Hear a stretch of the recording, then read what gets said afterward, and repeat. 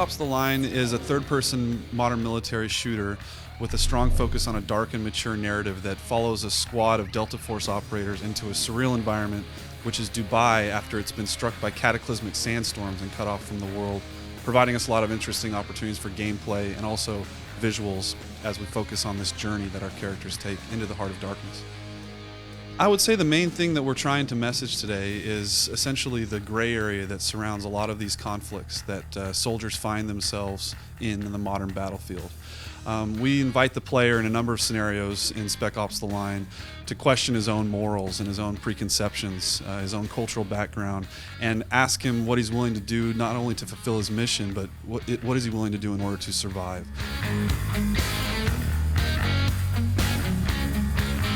One of the things that's really challenging making a modern military shooter is actually creating scenarios where you're not just repetitively killing the same enemies over and over and over. Obviously, a realistic game has to sort of focus on those things that people consider realistic. In Spec Ops: The Line, we're not a realistic game. We're trying to be authentic to sort of the emotions and the stories that are told about these scenarios, the things that people feel in wartime scenarios.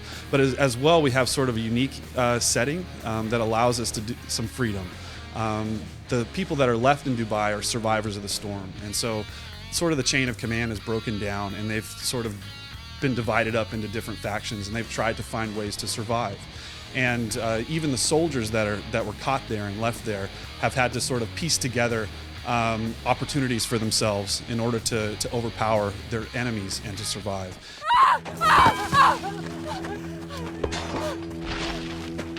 Spread out and find them.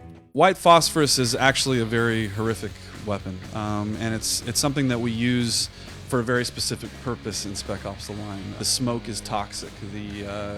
If even a small piece of it touches your skin, it's most likely going to kill you. Our squad finds themselves in a scenario where it's being used and then has to make some decisions later on in the game that I'm not going to spoil for you here, but it's definitely an integral part of the journey and the sort of evolution that these characters take as they encounter this horrific chemical warfare device. That's the last. Why do this? These people were beaten. The fight was over. It's a message to the survivors. Don't fuck with us. What survivors? Environment is based on, or it's at least inspired by, real-world spaces, and so you're going to notice a lot more opportunity to sort of pick and choose interesting cover opportunities. But at the same time, that influenced us to change the way our controls work a little bit. So, for example, you don't have to hold A to keep sprinting because that gives us an opportunity to use Vault in an interesting way. It also allows you to sort of articulate with a little bit more finer tooth comb the things that you can attach to in cover without sort of getting stuck into areas where you may not want to. And I think the system that Gears uses works great for their environment, but there were definitely some changes that we needed to make ours a little bit more interesting.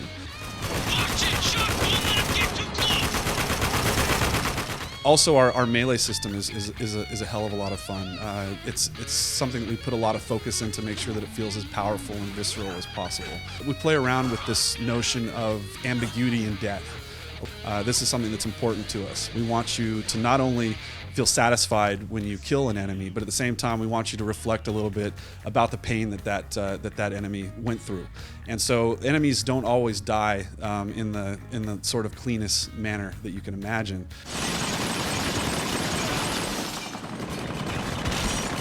For me, the gamer that's going to be really attracted to Spec Ops: The Line is the one who I think really enjoys those over-the-top action moments that are in a lot of the other competitors' games, but is looking for something just a little bit more. And 2K has given us the opportunity to really focus in on this dark and mature narrative that I think really is unique. Especially since it takes place in this surreal environment. It's just something that you don't typically see in a modern military game. Gamers are maturing right now to the point where they're looking for something that's just a little bit deeper, that's a little bit more making them question and think about the things that they're doing. And I think a lot of times we don't focus enough on a particular journey or story, and I think that it's a great opportunity with an interactive medium to do that. So maybe I'm biased, but the facts don't lie. The man's a fucking hero. When we add this element of sand to the gameplay, it really provides a lot of interesting opportunities. But at the same time, we have to let the player know how to use it, and so there's this visual language that we've tried to craft. If you look at like retaining walls, if they're cracked and maybe there's some sand coming through them, you can blow those up and use those to your advantage. If you're observant, you look around for those types of opportunities, you'll find quite a few of them to use to your advantage. Tank!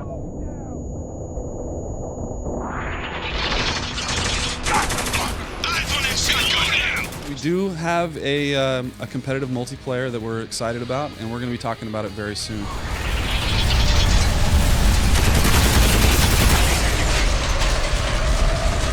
Spec Ops: The Line is coming out this spring for the Xbox 360, the PlayStation 3, and the PC. Tango down.